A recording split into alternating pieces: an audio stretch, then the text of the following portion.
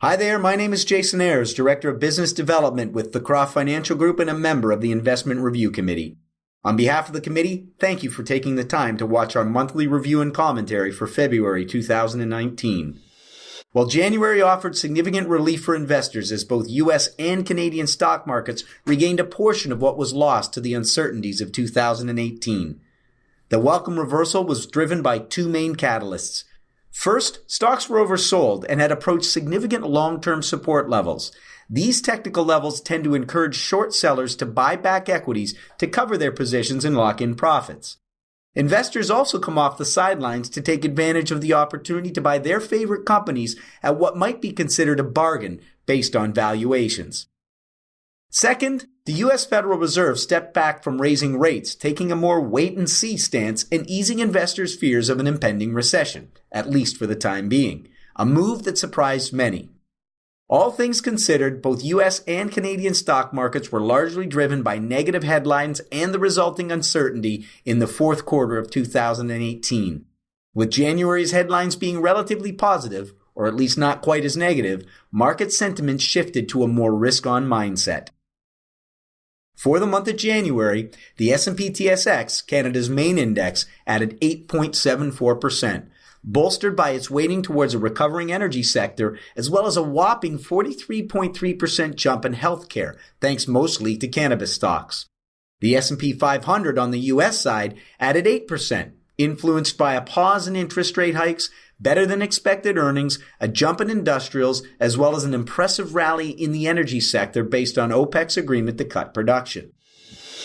Moving on to fund performance, the equity fund finished the month of January up 8.22%, while its benchmark, the TSX Total Return Index, gained 8.74%.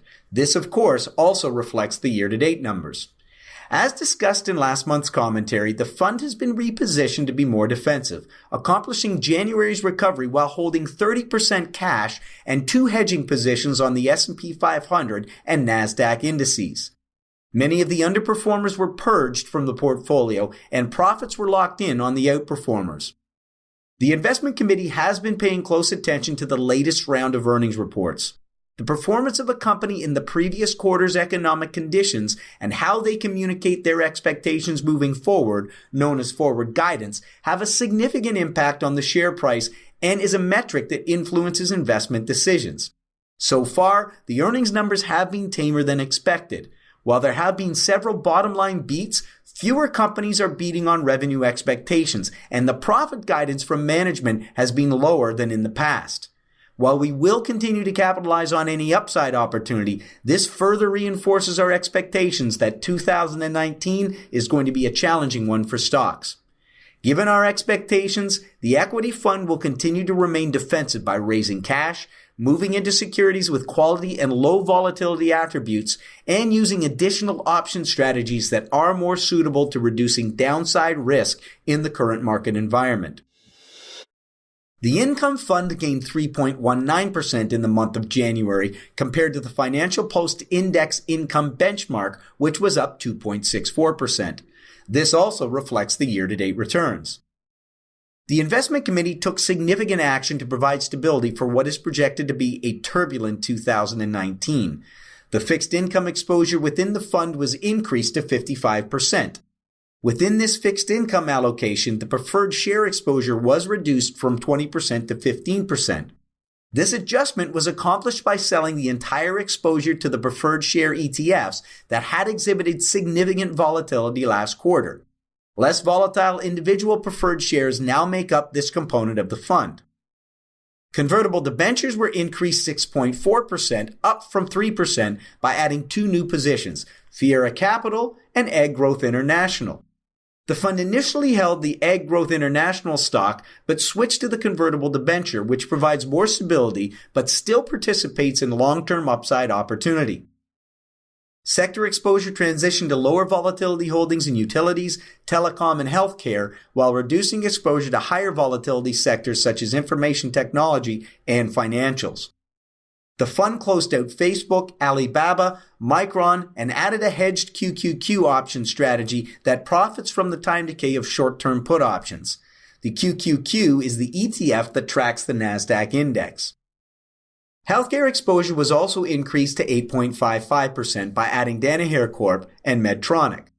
Estee Lauder was added to the consumer discretionary exposure with a long-term put to protect the position in the event of another market sell-off.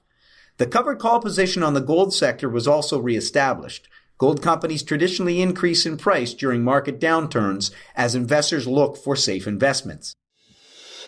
The option writing fund gained 5.04% in January, while its benchmark, the Montreal Exchange Covered Call Writers Index, gained 1.57%.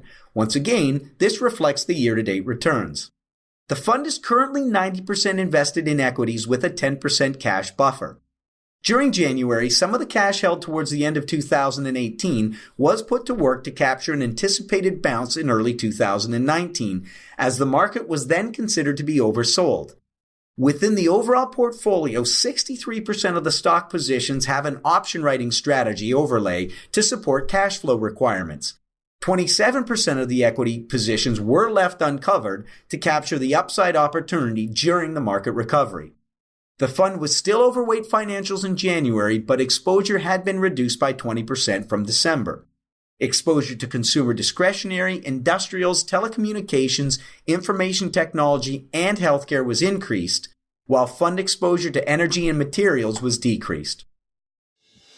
As for our current outlook and expectations, we continue to maintain our view that despite the recent correction, the U.S. secular bull market is still intact, as evidenced by this weekly chart of the S&P 500 showing support along the 200-week moving average and associated trend line from the 2009 low.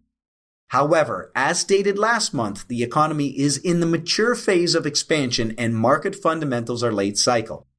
Certainly, the Federal Reserve backing off on future rate hikes and taking a more wait-and-see attitude has had a significant impact on investors' risk appetite. This move has made current company valuations appear even more attractive and has turned investor sentiment from fear to greed, at least for the short term. All that considered, geopolitical risks and concern for slowing global economic growth remains as a significant undercurrent. We continue to expect 2019 to be a volatile year for stocks, and as such, we will maintain a defensive stance relative to each of our fund's objectives while remaining positioned to capitalize on any movements to the upside. The tactics employed include actively trading our equity and options positions to lock in profits, holding higher allocations to cash and fixed income, as well as managing a more active hedging program.